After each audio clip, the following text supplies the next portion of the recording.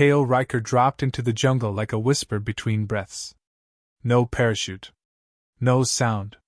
Just a flicker across the treetops, a dull shimmer from adaptive camouflage before he vanished into the canopy.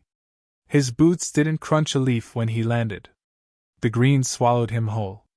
The LZ was hot, thermal hot. Veltraxian patrols glided across the forest floor like floating spiders, scanning for any ripples in air pressure, temperature, or motion. They weren't built to hunt men. They were built to annihilate armies. That was Kale's advantage.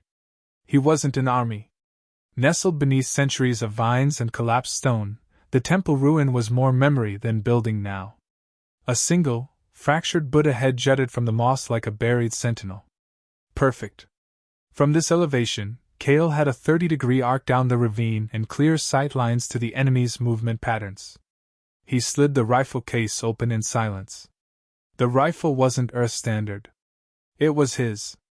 Handmade over 5 years, piece by stolen piece. Polymer-bonded frame. Magnetized frictionless bolt. No digital tracking, no electronic signatures. Only breath, bone, and tungsten. Kale settled in. He didn't move for 2 hours. His heartbeat slowed to near sleep state. Mosquitoes landed and died on his chemically treated skin. The Veltraxians passed below, oblivious. They weren't expecting him for one reason. They didn't believe he was real. A low hum crackled through his earpiece. Earth Command uplink, barely functional, encrypted through old satellite debris. Riker, confirm insertion. He keyed his mic once, tap. That was enough. No words. They already knew he didn't speak when in field. A new tone flickered through the feed, synthetic and smirking. We welcome the Earth sniper. What do you call him? The Phantom? We see you now. Come, show us your bravery. Kale didn't react.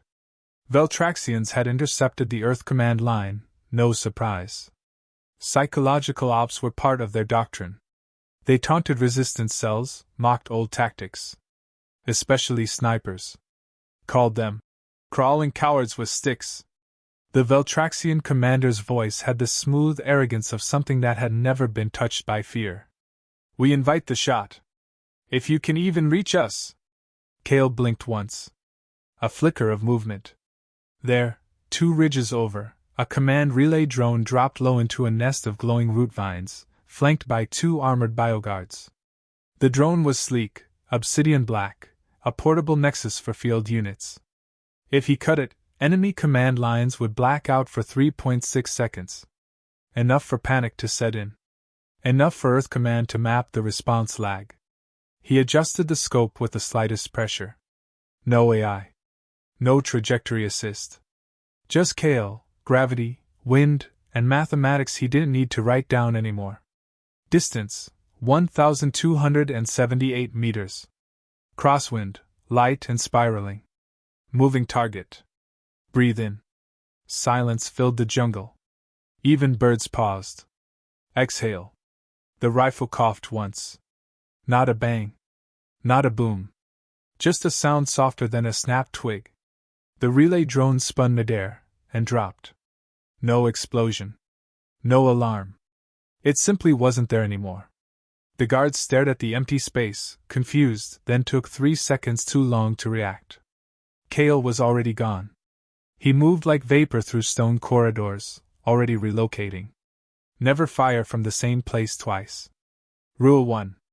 10 minutes later, he was 100 meters northwest, buried beneath broken slabs, listening. Unit failure, anomaly detected, report position. Earth Command pulsed in his ear. Was that you? Kale tapped the mic twice. Command responded with static laughter. Jesus! That was clean. He didn't answer. Instead, he pulled a charcoal pencil from his vest and scratched a single line onto the butt of his rifle stock. 1. Each mark told a story.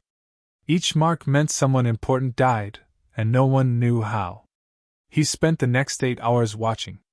Studying. The Veltraxians weren't sure yet what had happened. They called it spontaneous vector misalignment, their code for "We have no idea what's going on." They increased patrols. Launched thermal drones. Still, no trace. Because Kale left none. He killed again that night. A Veltraxian drone commander slithered into a gorge clearing to address a scout unit. Kale was already on the ridge, nestled beneath wet ferns. The commander began speaking, more insults broadcast for human ears. You believe in ghosts. Fairy tales. You think a mammal with iron and powder can win a war of gods. The shot took the commander's eye out mid-sentence.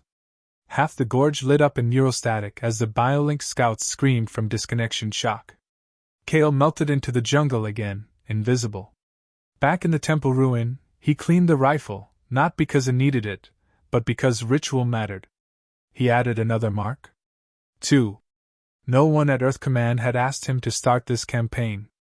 He wasn't on any official roster. He was a relic in a digital war. But sometimes, relics outlast empires. He leaned back against the stone and listened to the jungle breathe. Far in the distance, the Veltraxian commander's voice crackled again, shaken now, but still clinging to arrogance. This changes nothing. You will die alone, sniper. You are a shadow. Kale didn't smile. But he did whisper, just once. That's the point. Then silence reclaimed the green. Kale Riker lay beneath a slick of mud, ants crawling over his knuckles, the jungle pressing against his back like a second skin. It had been 4 days since the first kill. The Veltraxians were changing their behavior now, edgy, paranoid, but still defiant. They didn't understand what was hunting them.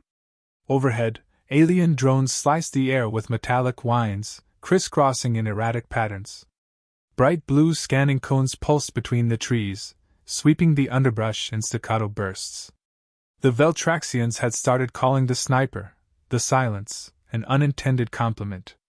The nickname came from intercepted chatter, a captured squad leader muttering before his death. It was just silence. Then one of us fell. Now they feared what they couldn't quantify. Kale hadn't moved in 6 hours. Not because he couldn't, but because the enemy patrol 2 meters ahead hadn't moved either. 6 Veltraxian biosentries stood perfectly still, clustered in a protective perimeter around a communication node, a spire of crystalline tech pulsing with information. Their armor shimmered with heat exhaust and artificial pheromones, designed to repel primitive predators. Kale exhaled slowly. Heat blurred the edges of his vision, sweat dripping past his brow into the soil. He waited for the shift change. Then, a flicker, one of the guards repositioned. That was all Kale needed. He pressed the trigger. The round punched through the Veltraxian's exposed neural lobe and ricocheted into the node. Both dropped in unison, the spire's glow snuffing out like a candle. Confusion erupted.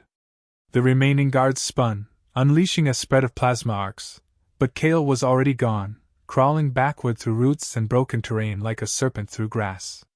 Minutes later, the Veltraxian broadcast began. Kale perched beneath a collapsed irrigation shaft, sipping reclaimed water from a filter straw when the enemy's voice slid through the static, smooth, theatrical, laced with contempt. We see you, Earth mammal. We study your little tricks.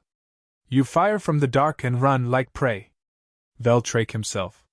The arrogance practically oozed through the earpiece. Kale kept sipping. You kill one here, one there. A child's tantrum. What do you think this changes? You are alone. We are legion. Kale unscrewed the scope lens from his rifle and polished it with a strip of silk. The broadcast continued, now piped into every known Earth frequency. The Veltraxians wanted him to hear. Come now, Marksman. Prove yourself. Come for me. I dare you. Kale tapped the lens into place and stood. He would accept that dare. He moved west, deeper into the jungle. The terrain shifted, drier now, scattered with scorched craters from failed resistance ambushes. Here, Veltraxian command nodes operated with less protection. They felt safe, far from Kale's previous kills. That was about to change. He found the next target just before dusk. A high-level bio-commander stood atop a low platform, addressing an assembly of foot soldiers. His form was bloated with cybernetic grafts, his voice echoing through subsonic pulses. Kale crept into position, adjusting for terrain elevation and the cross breeze sweeping through the valley. This one, he'd leave a message for. He slid a microblade into a Veltraxian corpse he'd discovered earlier, half-decayed, abandoned in vines, and rigged a timed detonation. Nothing flashy, just enough to ensure the alien's death would look deliberate. The shot struck the commander square in the cranial port. He dropped mid-sentence. 5 seconds later, the corpse Kale had booby-trapped exploded, showering the audience in alien gore. The message was clear. Kale Riker knew where they met. And he was listening. He didn't stay to watch the chaos. As the screams began, he was already halfway up the next ridge. Back at Earth Command, operators were buzzing. Riker, you lit up 6 comm trees in 12 hours. Are you a one-man war or a ghost story? He finally responded with 2 words. They dared. There was a pause. Then laughter. Copy that. Word of Kale's campaign spread. Earth troops on the defensive started painting his rifle symbol, for lines, crossed by a 5th, onto helmets and armor. The Veltraxians noticed too. Their broadcasts grew angrier, less smug. This primitive kills from hiding. He will not face us. We will peel his memories from his skull and broadcast his death. Kale just kept moving.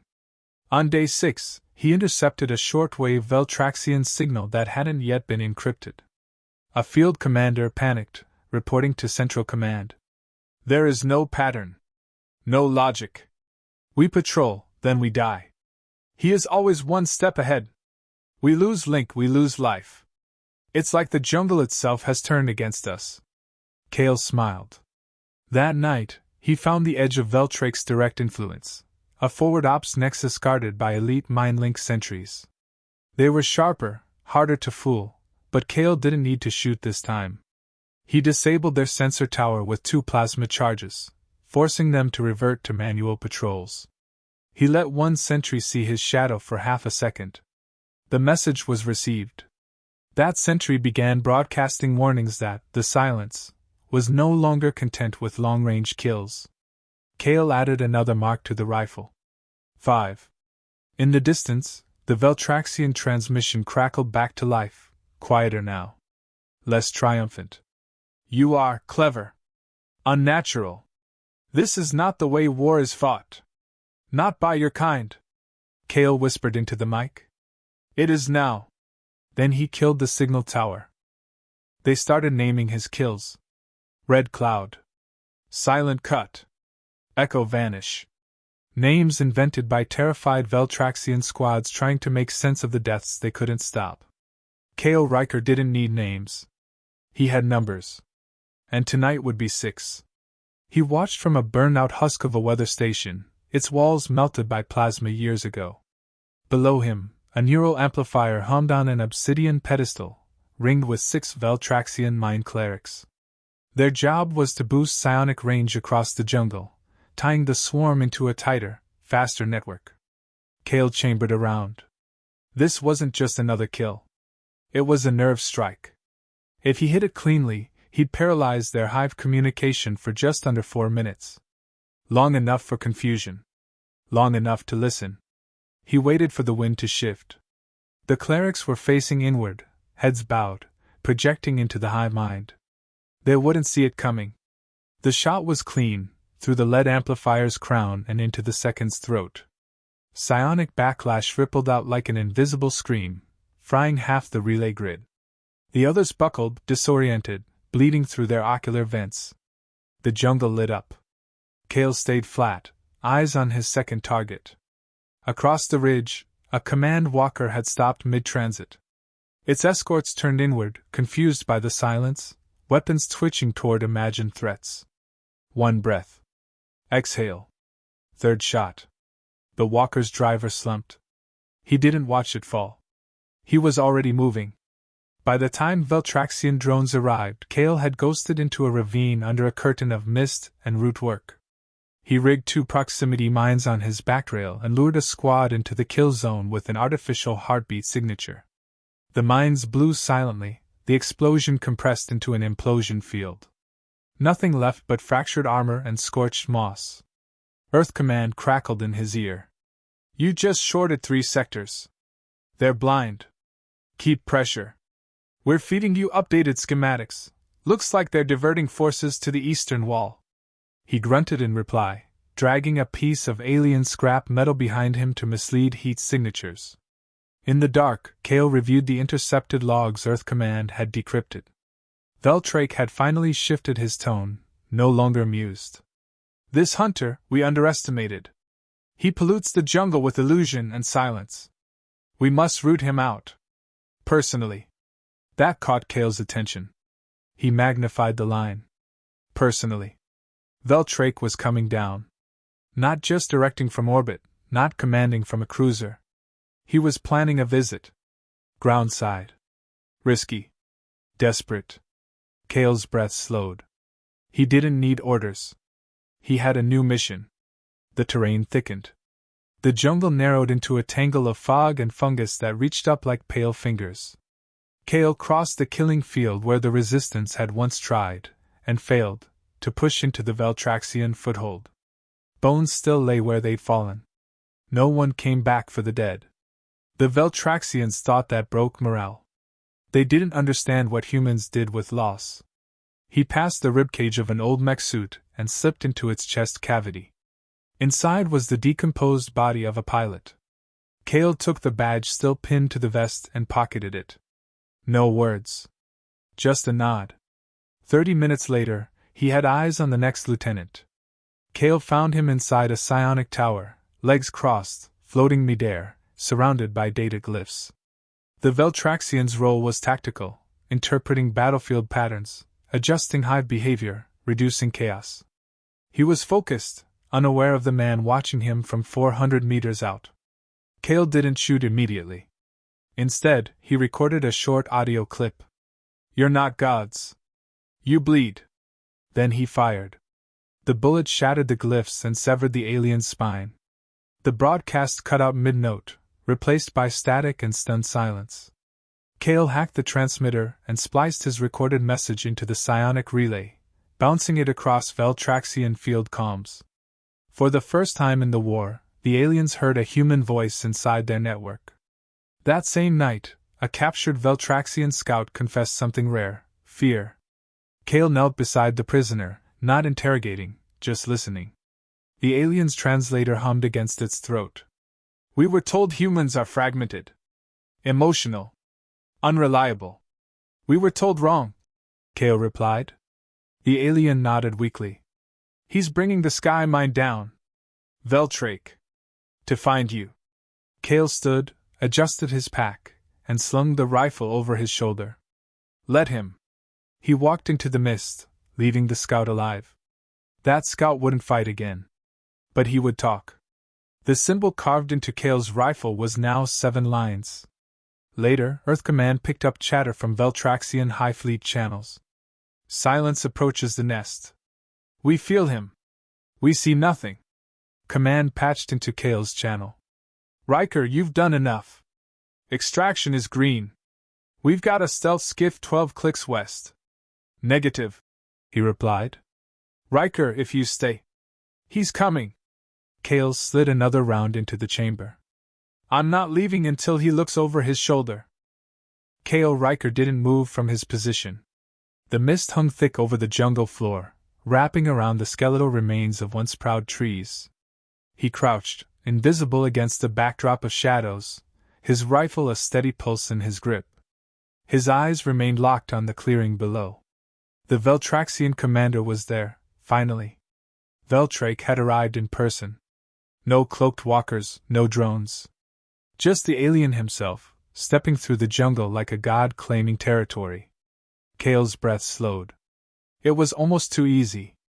The Veltraxian had been a ghost in the mind of every soldier on Earth, infamous, unapproachable, until now. Now, he was in the open, surrounded by his elite bodyguards, his presence unmistakable. The commander was taller than most of his kind, his body woven with cybernetic augments, a patchwork of metal and flesh, emitting an aura of absolute superiority. Veltrake didn't speak, he didn't need to. His mind pushed through the atmosphere like a weight. He radiated control, the world bending around him with every step. The jungle, Cale noticed, didn't even dare to make a sound as the alien passed. He wouldn't be able to get this close again. This was the moment. The final test. Cale shifted, carefully adjusting his scope. He measured the wind, calculated the distance. His fingers felt the cool texture of the rifle stock. He didn't need to think about it anymore. His body and weapon were one. But the shot didn't come immediately. Instead, Cale's mind drifted back to the last 6 days. The kills, the taunts, the laughter. The mocking broadcasts from Veltrake himself. The aliens had underestimated him, but now it was different. They thought they had him in their grasp. They were wrong. Veltrake was walking into his own death. The arrogance was palpable. "You have hunted us well, Earthling." Veltrake's voice boomed through the static in Cale's ear. "But this ends now." Cale exhaled slowly, his eyes never leaving the target. The Veltraxian's words were drenched with mockery, but it was clear they were no longer filled with the same overconfident amusement. Veltrake had tasted fear, if only for a second. That was enough. Cale's finger hovered above the trigger. For a moment he hesitated, not out of doubt, but because he wanted to savor the moment. This was everything he'd trained for. Years of isolation, endless hours spent studying alien tactics, learning how to become the predator they'd never seen coming. The shot would be perfect. The world would know that one human, one marksman, had humbled the greatest war machine the galaxy had ever seen. Another step. Cale's grip tightened. And then Veltrake paused. For the first time since Cale had begun his campaign, the alien turned his head, slowly scanning the trees as though he could feel the weight of the sniper's gaze. It was a simple act, but it carried with it the terrifying realization that Veltrake had figured it out. The hunt had never been about speed or numbers. It was about patience. And the moment of recognition. "You are still too small," Veltrake said, his voice like a smooth knife cutting through the silence. "Too weak. A speck barely visible in the shadows." Cale didn't answer. He didn't need to. Instead, he shifted ever so slightly, moving into a better position. His breathing became even slower. The world felt frozen in time.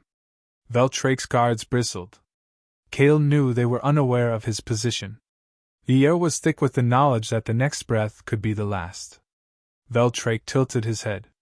Cale caught the subtle shift of the alien's movements, his eyes narrowing as he looked directly at the tree line, right at Cale's position. For a split second, Cale almost believed that Veltrake had detected him. Then, the commander's gaze snapped forward, dismissing his suspicion. He thought it was just a trick of the mind. Too bad it wasn't. The shot rang out, quiet and deadly. The bullet tore through the air with surgical precision, cutting the distance between Cale and his target in a heartbeat. Veltrake didn't react immediately. He stood still, eyes locked forward, as if the universe itself had paused, unsure of what had just happened. Then, as if in slow motion, the world began to unravel. The shot had struck Veltrake squarely between the eyes, the impact of the round ripping through his skull, splintering his neural connection with the hive. His head snapped back violently, and for a second, he looked more human than alien. The jungle was quiet for a moment, silent in awe of what had just occurred. Then the chaos began. Veltrake's bodyguards leaped into action, rushing toward their fallen commander, but it was too late. The sniper had already melted into the underbrush, the ghosts of his movements leaving only an impression of disturbance in the leaves.